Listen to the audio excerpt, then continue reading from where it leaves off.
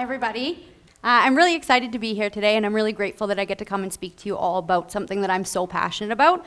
So I'm going to speak to you today about domestic sex trafficking. This is something I hold very dear, being a survivor of domestic sex trafficking myself. This is something that I'm extremely passionate about, and I've dedicated my life to bringing awareness to this ever-growing issue. So today what I want to focus on in the time that I have is I'd like to define domestic sex trafficking for you. I want to paint a picture of what human trafficking looks like in an Ontario context and walk you through the stages of commercial exploitation to give you an idea of what this really looks like. Media and movies portray human trafficking to look one way, and it looks completely different than that. And then I want to end by talking about how we can all ignite change. I'm a huge believer that education is power, and I often wonder if somebody came into my high school when I was growing up, would this have happened to me? Or would I have been able to identify those red flags before it was too late? I'm not sure, but I think I would have been equipped with a lot more information that would have helped me when this started to happen to me. So I'm going to jump right in, and I really want to start by defining those words, domestic sex trafficking. So I'm going to differentiate between domestic and international so we can understand that they look completely different. So the best way to differentiate between the two is to think of it the exact same way you would if you were to walk into an airport. Really, you have two choices. You can take a domestic flight or you can take an international flight. If you take an international flight, it means you're getting on that plane in one country and you are landing in a completely different country. If you take a domestic flight, it means you're getting on that plane in one country and you land in the exact same country. Means the same thing when it comes to human trafficking. International human trafficking means you are from one country and you're brought to another country for the purpose of exploitation or the purpose of trafficking. Domestic human trafficking means you are from one country, either born and raised or have come to this country for whatever reason, nothing to do with trafficking, call this country your home and then are trafficked within that country. The majority of human trafficking that occurs in Canada is domestic sex trafficking. The UN's stat says that 71% of all trafficking that occurs in Canada is domestic sex trafficking. That means this is happening to our young people. This is happening to people in your schools, in your communities, in your neighborhoods. It is not an issue that is happening somewhere else. It is happening to people here that call Canada their home. Next, I really want to give you that definition of what human trafficking is. So human trafficking really is an umbrella term. There's many forms of human trafficking, but again today I'm only talking about domestic sex trafficking. The reason being is that's my area of expertise, and that's the majority of what we see here in Canada. So the UN has a definition for human trafficking. The Criminal Code has a definition for human trafficking. They're very long, they're wordy, they're hard to remember.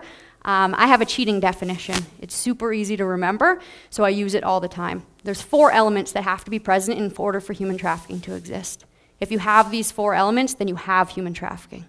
So there needs to be force, there needs to be fraud, there needs to be coercion, and it all needs to be facilitated by a third party or a group of people. So somebody behind the scenes doing it to you and profiting from you.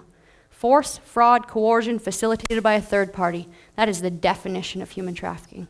If all those elements are present, then you have human trafficking.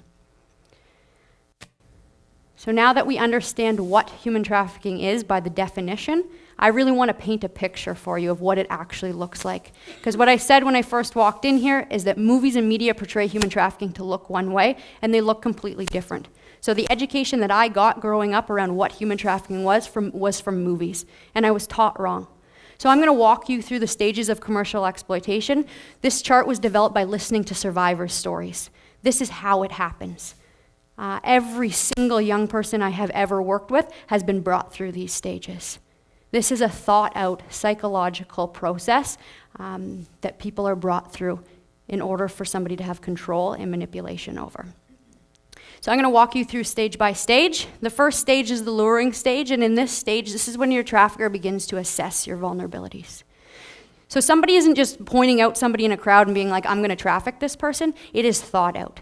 And that's what that luring process is for. So in this luring process, your trafficker is going to begin to assess your vulnerabilities. He's looking for somebody who's vulnerable. He's looking for somebody who has both individual risk factors and societal and systemic risk factors. He is going to begin to test the waters to figure out these vulnerabilities. He's going to put feelers out. He's going to see if you're going to be, if you will be able to buy what he's selling. He does this by asking you a million questions. And it does not feel like you're being interrogated, and it does not feel like you're being interviewed. It feels incredibly, incredibly special. That for once somebody's taken time out of their life and asked you about yours. For once somebody stopped and noticed you were struggling and asked you about it. He's going to ask you about your life. He's going to ask you about your family, your friends. He's going to ask you about your hopes and dreams for the future, the struggles you've been through.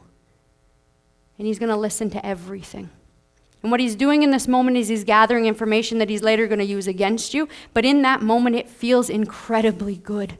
So you're going to tell them anything and everything. The other thing that they do in this stage is they're going to look at every single one of your basic needs that are not being met. And very quickly, they're going to begin to meet them. So it moves to that next stage, that grooming and gaming stage, also known as the honeymoon stage. So they are going to begin to meet every single one of your basic needs. If you told them in that luring stage that you didn't feel safe at home or you didn't have a safe place to stay, they're going to offer you a safe place to stay. They're going to take you shopping. They're going to get your hair done, your nails done. They are going to wine and dine you. They are going to shower you with compliments, boost your self-esteem, boost your self-worth. They're going to begin to introduce you to all their friends. They're going to make you feel a part of something, that sense of belonging, that sense of family. They're going to tell you things like they're going to keep you safe, that they're never going to let anybody hurt you again, that no matter what, they're going to be there for you. They're continuing to ask you questions and be interested in your life during this stage as well. 85% of the young people I work with identify their trafficker to be their boyfriend or their girlfriend. So we also know it's incredibly, incredibly relational. Even that other 15% is usually quite relational. It's usually a companionship or a friendship, or in fact a family member that's doing it to you. If drugs are involved in this stage, they're going to be given to you freely, no questions asked. If they're not involved, they might keep it that way, or they could introduce them in a very playful way. Whatever you need, I've got for you. If you are in that loving relationship, it feels as if you have met your dream man. It feels as if you have hit the jackpot, as if finally your luck has turned around. I cannot stress enough that in this stage, it feels as if this is the best your life has ever been. Even if your life was not that bad before, they took the time in that luring stage to get to know everything that was lacking in your life. And now they're providing it for you. So this feels as if this is the best your life has ever been. There is little to no red flags in this stage. The biggest red flag is it is too good to be true, and who wants to believe that this is too good to be true if nobody has ever treated you this way before? The red flags don't come in until the next stage. So the next stage is the coercion and manipulation stage. This is when your trafficker begins to give you all that love and affection and then pulls it all away. And then gives you all that love and attention and then pulls it all away. It's like you're walking on eggshells. You're wondering, is he going to have a good day today or is he going to have a bad day today? You actually start to think in your mind, what did I do wrong? I must have done something wrong because I know he's capable of treating me better than anybody has ever treated me before, so I must have done something. You actually start to think in your mind that you start to feel indebted in the relationship. He's done so much for me in this relationship. What have I done to contribute? So you might actually start to think things in your mind that you can offer in that relationship. But before you can do that, he's going to start to ask you to do things. And he's going to ask you to do things that you're probably not comfortable doing, or they're going to ask you to do things that maybe you talked about in the luring stage that you said you would never do. Those are things that you held on to. Those are your morals and your values that you were never willing to step out of that comfort zone. He's now going to ask you again in this coercion and manipulation stage. And you're going to be much more likely to say yes because you just want it to go back to that honeymoon stage. You just want him to treat you in a way that you know he's capable of treating you, which is better than anybody has ever treated you before. So as soon as you start to do those things, he's going to give you all that love and attention back. And then he's going to pull it away again, and he's going to ask you to do something else. And as soon as you do it, he's going to give you all that love and affection back.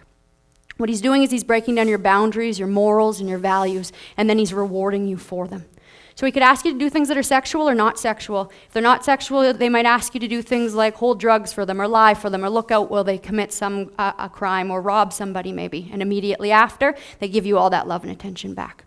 Or it could be sexual. This is where they start to desensitize you to certain sexual acts, prepare you for the sex trade. So they might ask you to send that naked picture they've been begging you for. They might ask you to make a video with them. They might ask you to have sex with one of their friends. And immediately after, they give you all that love and affection back. It goes back to that honeymoon stage, and then they pull it all away again. This is an incredibly confusing time. The other thing that they're going to do in this stage is they might do something called conditioning, where they have sex with you and shortly after they take you shopping. Or they have sex with you and shortly after they take you to get your hair done or your nails done. And then that slowly gets replaced by cash.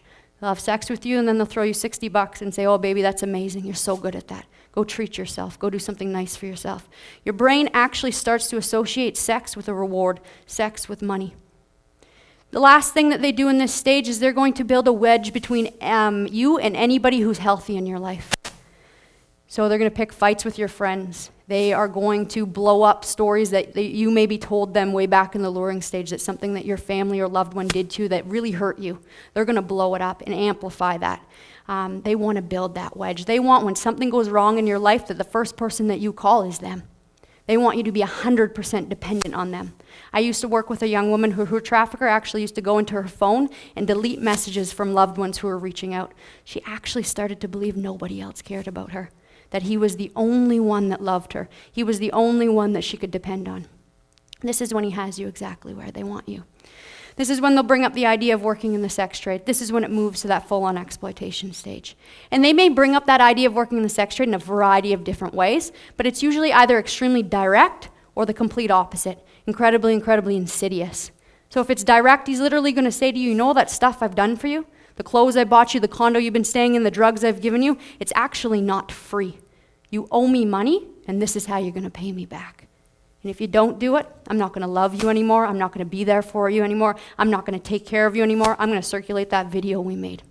He's got all the ammo he needs to use against you to get you to take your first trick. And once you do, then again, he's got even more ammo to keep you there. If he goes with the insidious route, what he's going to do is he's going to bring up the idea of working in the sex trade by playing off information he gained from you way back in the luring stage. So maybe in that luring stage, you told him that your dream for the future was to one day create your own loving, supportive family. Maybe you told him growing up you never had that and that was your dream. You wanted to one day get married and buy a house and have kids and really create that loving, supportive family. So he's going to say something to you like, you know that life you want to have? You know that wedding you want, that house you want, those kids you want? I love you so much and I don't want to wait any longer. I can't picture my life without you. I got this crazy idea. We'll make stacks of cash. We'll only have to do it for a couple months, and no matter what, I'm going to love you. No matter what, I'm going to be there for you. Of course you're going to say yes. He just sold you a dream. Your exact dream that you told him way back in the luring stage. This is what human trafficking looks like. It does not look like the movies. You're not kidnapped. You're not moved from place to place. You're not locked in a room. You're not beaten every day. This is what it looks like. I want to touch on why it's not as simple as asking somebody to leave, because it is horrific. Just because you believe somebody loves you doesn't mean you don't have to do things that you never thought you would do before. You have absolutely no control. So I can tell you from my experience, my traffickers had taken all control from me. I hated every minute of it. I had no idea who was coming to my hotel room door, and I had no idea what service I was expected to provide. I hated every minute of it. It was the most traumatic and horrific experience of my life, but as crazy as it sounds, my life was still better than before I had met them. I had a roof over my head, I had food in my stomach, I wasn't withdrawing on the streets in the freezing cold. I would have done whatever it took to keep it there, and I would have never walked out of that hotel room door. Physically, I could have. I was not locked up, I was not tied in a room, my pimps were not there 24/7. Physically, I could have opened my hotel room door, I could have walked out, and I could have asked for help. I never would have. There are 3 reasons why I wouldn't have left, and after working with young people for quite a few years now in similar situations, these are the 3 reasons why people don't just leave. The first is the obvious, the fear. I was afraid of them. There was some physical violence in my situation, and all I could think is if I walk out this door, what are they going to do to me? That fear was real. More so than that, though, it was the fear of the unknown. If I walk out this door, where am I going to go? Where am I going to get my next meal? Where am I going to sleep tonight? Where am I going to get my next fix? And who is ever going to love me again after this? Who is ever going to take care of me? That was much scarier than they were. And the final reason I didn't leave was the psychological hold that they had on me, the trauma bond. It is unbelievable how strong that is. They picked me up off the ground when everybody else had given up on me. They were there for me when nobody else was. They treated me better than anybody had ever treated me before. The best way I can really explain that trauma bond is I'll tell you a very short story. It happened to me after I took my very first trick. One of my pimps came in the room and he sat down on the bed beside me and he looked at me in the eyes and it was so genuine. Every time I tell this story, I can in fact still picture the moment and it still feels just as genuine.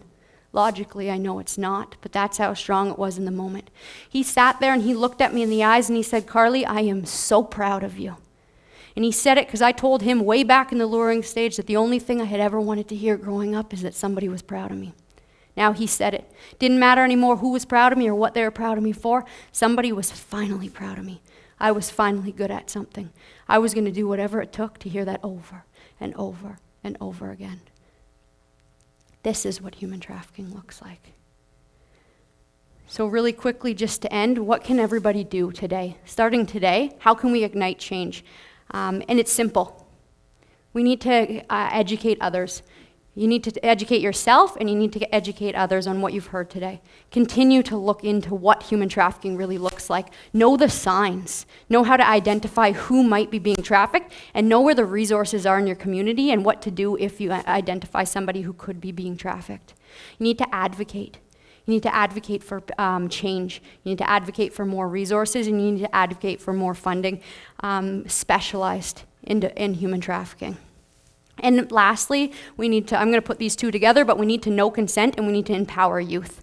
Get people to come and talk to in your schools about what human trafficking is. Talk about the true definition of consent. We were taught wrong growing up. You need to let people know that consent has certain elements that have to be present. It must be clear, it must be coherent, it must be willing, and it must be ongoing. And again, empower our youth. Give them more socioeconomic opportunities. In fact, boost their self-esteem and boost their self-worth. If I can leave you with one thing today, it's that if a young person is empowered, it is incredibly difficult to traffic them. Thank you.